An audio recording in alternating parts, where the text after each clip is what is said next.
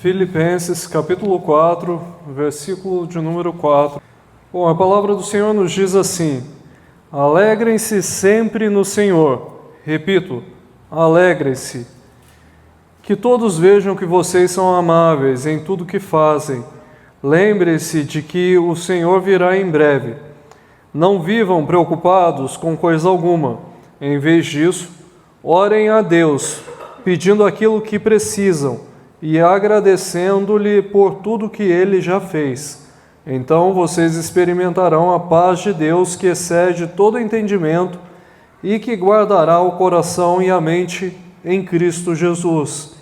Por fim, irmãos, quero dizer-lhes só mais uma coisa: concentrem-se em tudo que é verdadeiro, tudo que é nobre, tudo que é correto, tudo que é puro, tudo que é amável e tudo que é admirável. Pense no que é excelente e digno de louvor. Continuem a praticar tudo o que aprenderam e receberam de mim, tudo o que ouviram de mim e me viram fazer. Então, o Deus da paz estará com vocês. Oremos.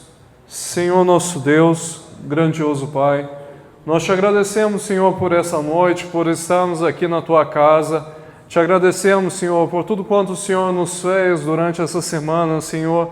E nós pedimos ao Senhor, Pai, que o Senhor me use, Pai, para que a Tua palavra seja entregue nessa noite e que nós possamos juntos aprender com a Tua palavra, Santo. Queremos saber, Santo, aquilo que o Senhor quer que nós aprendamos. Por isso, Senhor, eu te peço, faça-se presente, abra os nossos corações para que nós possamos receber a Tua mensagem, ó Pai, e que tudo, ó Senhor Jesus, venha a ser para a honra e glória do nome do Senhor. Amém. A igreja pode se assentar. Essa mensagem já não é a primeira vez que eu prego aqui sobre ela. Há alguns anos atrás eu cheguei a pregar sobre a mesma passagem.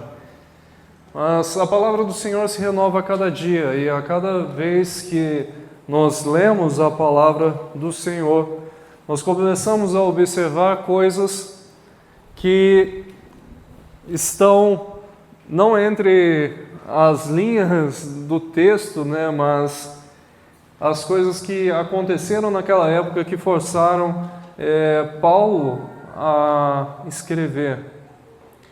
E é bem interessante porque a carta de Filipenses ela foi escrita em torno aí do ano 60 a 62 depois de Cristo, no momento que Paulo estava na prisão.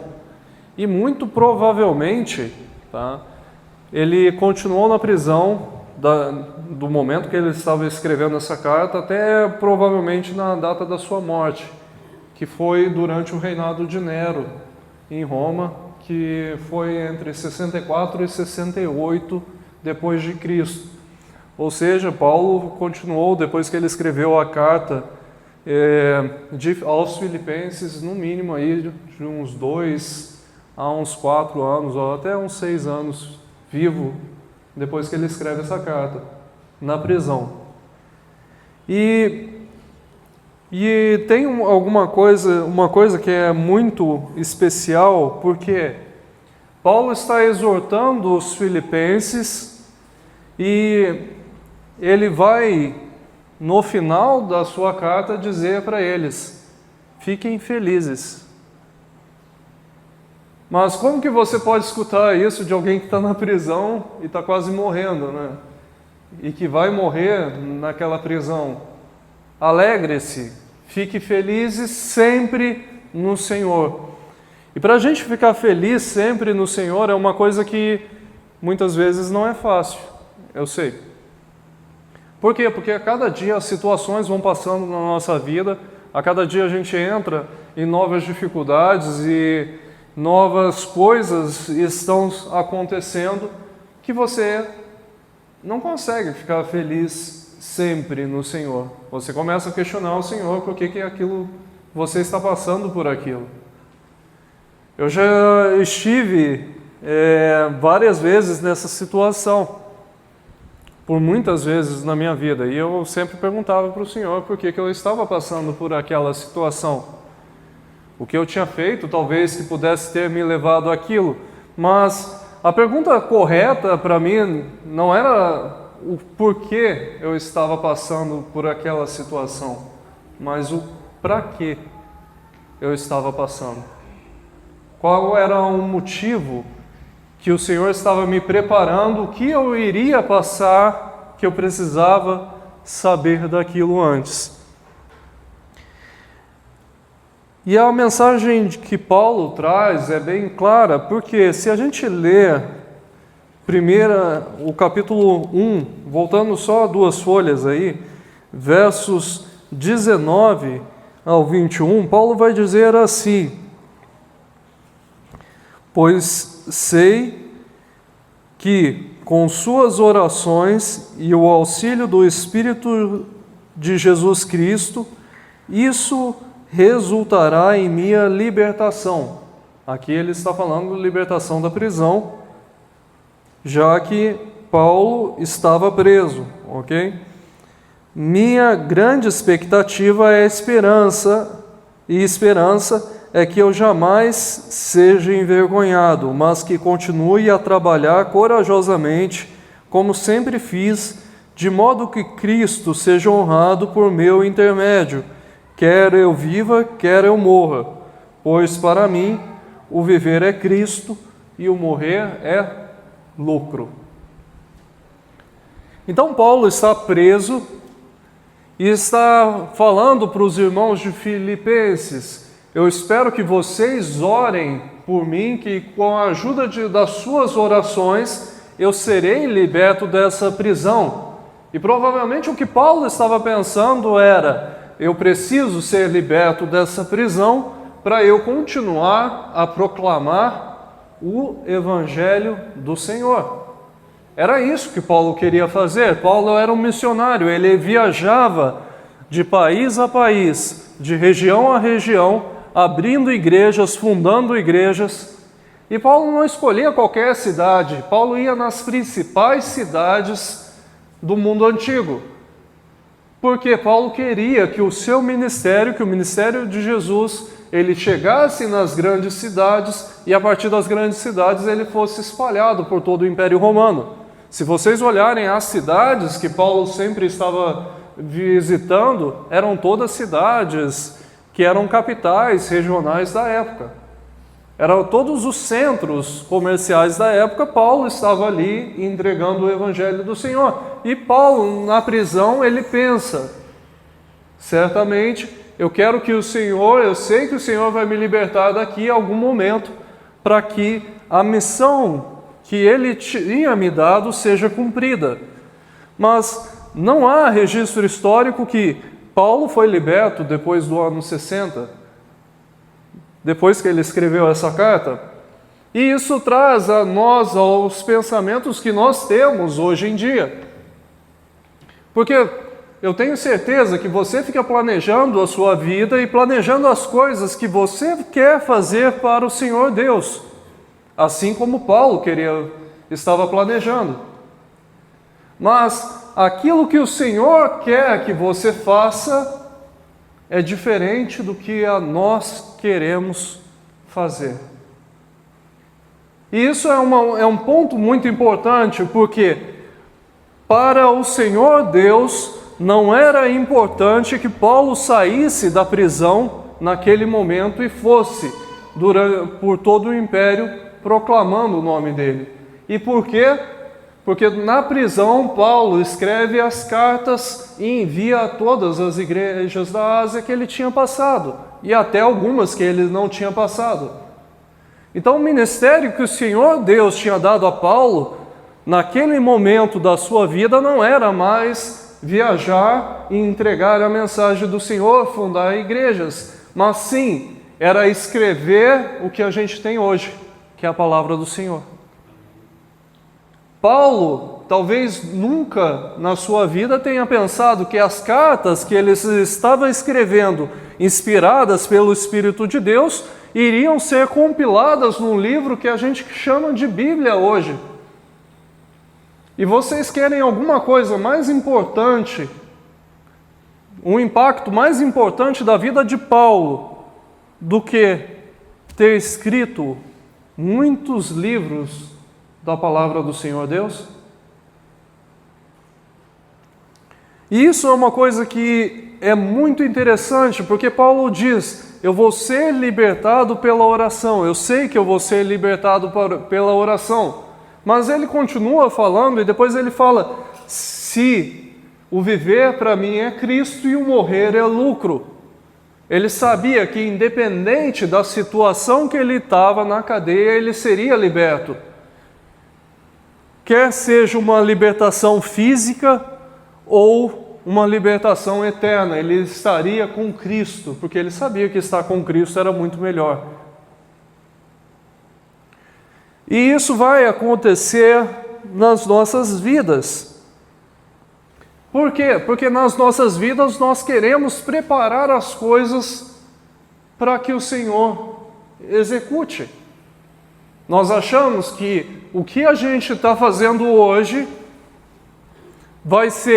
a gente vai ver os frutos disso. Mas talvez não. Talvez nunca a gente vai conseguir enxergar os frutos do nosso trabalho. Tal qual Paulo também não. Com certeza, em muitas cartas que Paulo escreveu, ele não teve tempo de ver a resposta para aquela carta. Mas a carta, provavelmente, foi compilada e está aqui na palavra do Senhor. Isso nos traz à mente o próximo versículo: que todos vejam que vocês são amáveis em tudo o que fazem. Lembrem-se de que o Senhor virá em breve. Paulo está dizendo para a gente: olha, vocês devem sempre se alegrar no Senhor. E não importa o lugar que você esteja, quando as pessoas olharem para você, elas precisam ver a luz de Cristo resplandecendo na sua vida. E como as pessoas vão ver essa luz de Cristo resplandecendo na sua vida? Através do amor que você tem para o cuidado com as outras pessoas. Que todos vejam que vocês são amáveis em tudo o que vocês fizerem. Não é só ser amável com aquela pessoa que é amável com você. Não é ser amável apenas em casa. Quando entra no carro, você fica bravo com todas as pessoas na rua que está dirigindo mal. Eu dou risada porque minha esposa fala que eu mudo um pouquinho no trânsito. Então, normalmente eu sou uma pessoa muito calma, mas no trânsito eu não consigo ser amável. Sempre. E essas coisas, porque uma coisa que eu estava conversando com meu pai hoje: nós pecamos, nós somos falhos, todas as vezes nós vamos pecar, nós vamos falhar. Mas se nós estamos em Cristo, o Senhor vai apontar para nós os nossos erros. E nós precisamos reconhecer: eu não deveria ter agido daquela maneira. Eu não deveria ter feito aquilo. Porque o Senhor corrige aquele que Ele ama. Ser amável em qualquer situação é complicado, eu sei. Porque nós, como os filhos de Adão, nós temos uma raiz lá no mal. E essa raiz, ela tende sempre a voltar a existir. E Paulo escreve também no capítulo 2, verso 14, façam tudo sem queixas nem discussões, de modo que ninguém possa acusá-los. Leve uma vida pura e inculpável como filhos de Deus, brilhando como luzes resplandecentes no mundo cheio de gente corrompida e perversa. Apeguem-se firmemente à mensagem da vida, então no dia em que Cristo voltar, me orgulharei de saber que não participei da corrida em vão e que não trabalhei inutilmente. Contudo, me alegrarei, mesmo se perder a vida, entregando-a a Deus como oferta derramada, da mesma forma que o serviço fiel de vocês é uma oferta a Deus, e quero que vocês participem dessa alegria. Sim, alegrem-se e eu me alegrarei com vocês. Paulo está dizendo, alegre-se e eu me alegrarei com vocês, porque ele sabia que naquele tempo era difícil para os cristãos, porque os cristãos estavam sendo perseguidos por toda a Europa. Pessoas eram mortas e penduradas nas ruas para que outras pessoas vissem, e quando eles olhassem, por que aquela pessoa está queimada ali, morta, esticada na rua? É porque ela quis seguir a esse tal de Jesus. Então imagine você sabendo disso e você tendo aqui a comunidade sua, dos seus irmãos de fé, e um dia você chega para adorar o Senhor e olha, mas aonde está fulano? Ele não está aqui, ele foi morto. Por causa de adorar o nome do Senhor Jesus. E daí você chega no próximo dia, acontece a mesma coisa. Mas a outra pessoa, ela estava com a gente já há bastante tempo, né? O que aconteceu com ela? Foi morta também. E aí, você voltaria? Como você poderia manter a alegria no Senhor, vendo seus irmãos sendo mortos a cada dia e perseguidos e sendo entregues? Não é uma coisa simples que você... Hoje nós temos liberdade de falar do nome do Senhor Jesus, mas nós hoje temos países que você não pode nem mencionar que é cristão, porque você morreria.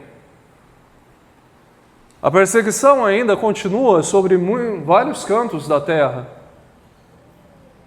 E as nossas dificuldades aqui provavelmente são muito diferentes das dificuldades de cristãos da Coreia do Norte, por exemplo.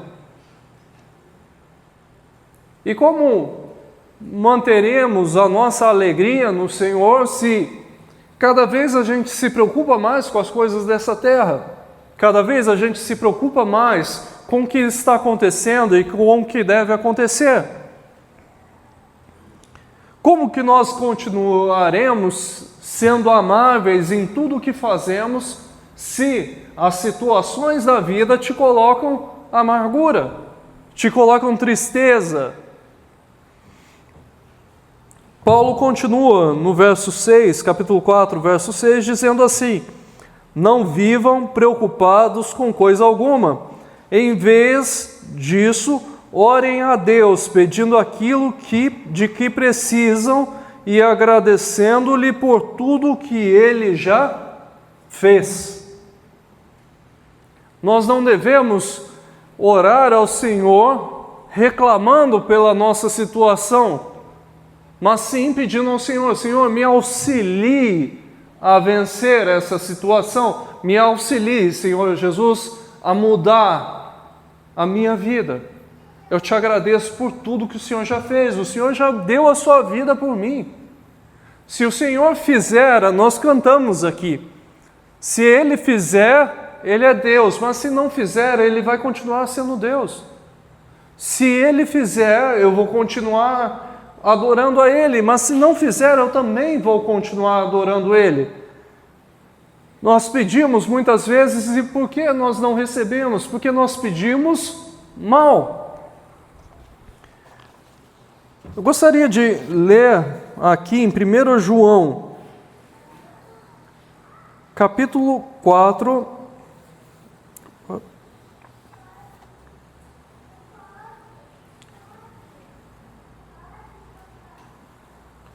verso 13. Escrevi essas coisas a vocês que creem no nome do Filho de Deus, para que saibam que têm a vida eterna.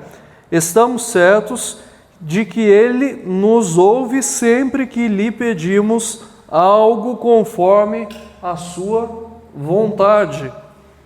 Uma vez que sabemos que Ele ouve nossos pedidos, também sabemos que Ele nos dará o que pedimos. O Senhor vai dar tudo o que nós pedimos? Não.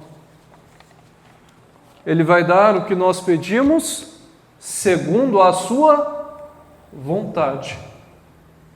Mas e se eu peço alguma coisa que não é da vontade do Senhor para a minha vida? E fico insistindo com Ele porque eu acho que aquilo é da vontade do Senhor, mas Ele não quer te dar porque Ele é um Pai amado e Ele conhece você. Você está pronto para receber o não de Deus? O Senhor pode nos dar qualquer coisa, mas às vezes o que nós pedimos não está de acordo com a vontade dEle. Então como que nós receberemos algo que não está de acordo com a vontade do Senhor? Não, Ele não irá nos dar porque Ele te ama. Então vocês experimentarão a paz de Deus que excede todo entendimento e guardará o coração e sua mente em Cristo Jesus. Se o que eu peço está de acordo com a vontade de Deus, é por quê? Porque eu tenho uma vida tão íntima, eu tenho uma vida tão dedicada ao Senhor que a minha vontade ela está alinhada àquilo que o Senhor Deus quer para a minha vida. E se a minha vontade está alinhada àquilo que o Senhor quer para a minha vida, significa que eu estou seguindo os caminhos do Senhor. Então, não precisamos viver ansiosos por coisa alguma. Você não precisa ficar ansioso por receber as coisas. Por quê? Porque se a sua vontade está alinhada com a vontade do Senhor, aquilo que o Senhor quer para a sua vida vai acontecer no tempo determinado por Ele. Então, por que nós vamos gastar a nossa vida, gastar o nosso tempo com coisas que são vãs, coisas que o Senhor não quer para nós?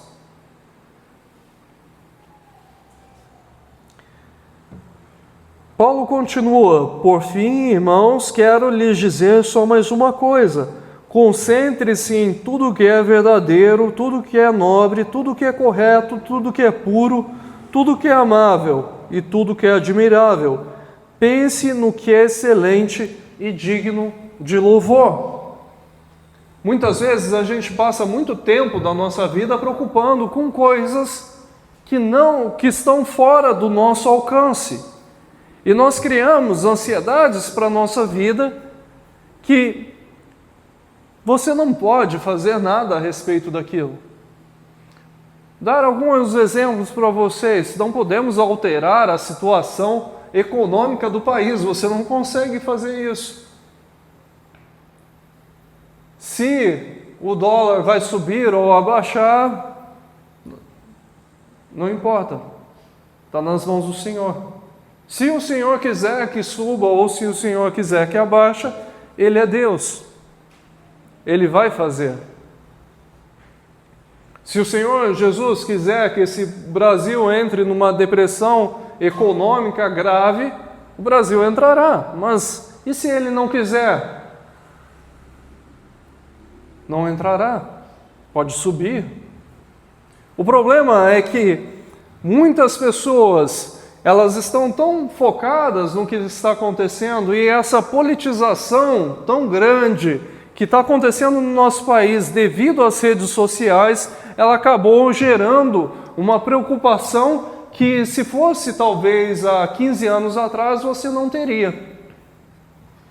Você não estaria preocupado com isso. Mas hoje o volume de informações que nós somos bombardeados todos os dias, ele cresceu praticamente exponencialmente. E nós ficamos preocupados com coisas que elas não são a vontade de Deus para a sua vida. Por isso está dizendo a palavra do Senhor: concentre-se em tudo que é verdadeiro, tudo que é nobre, tudo que é correto, tudo que é puro, tudo que é amável, tudo que é admirável. Pense no que é excelente e digno de louvor. E o que é excelente e digno de louvor? O Senhor Jesus, a palavra dele.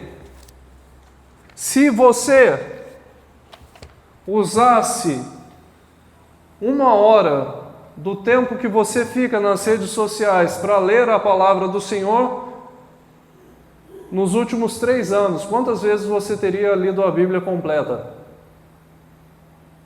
Você já parou para pensar nisso?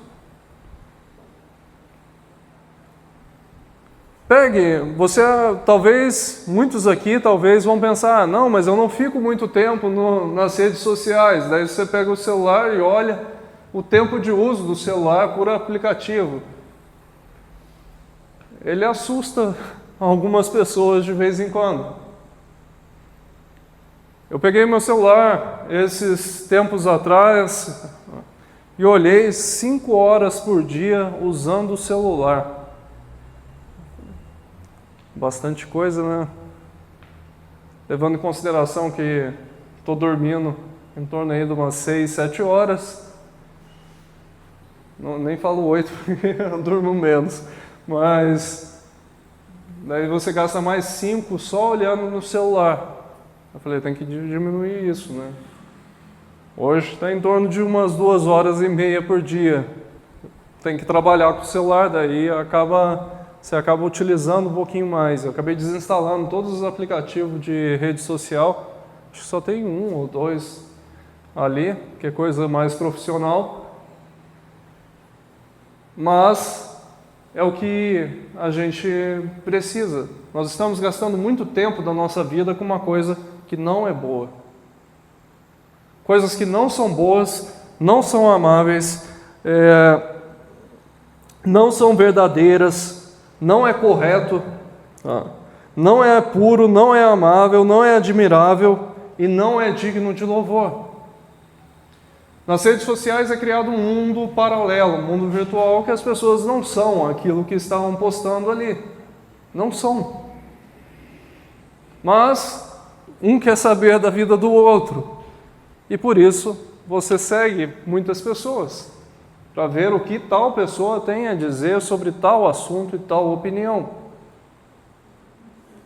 Mas quantas vezes a gente nas nossas discussões para pensar o que o Senhor Jesus estaria falando nesse momento?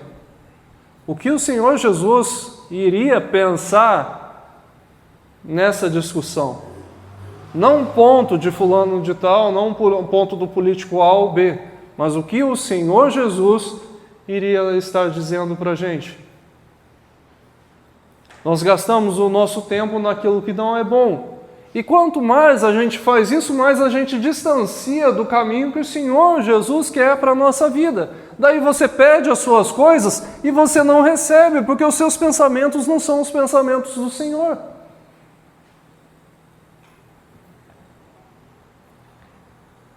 Continuem a praticar tudo o que aprenderam e receberam de mim, tudo o que ouviram de mim e me viram fazer.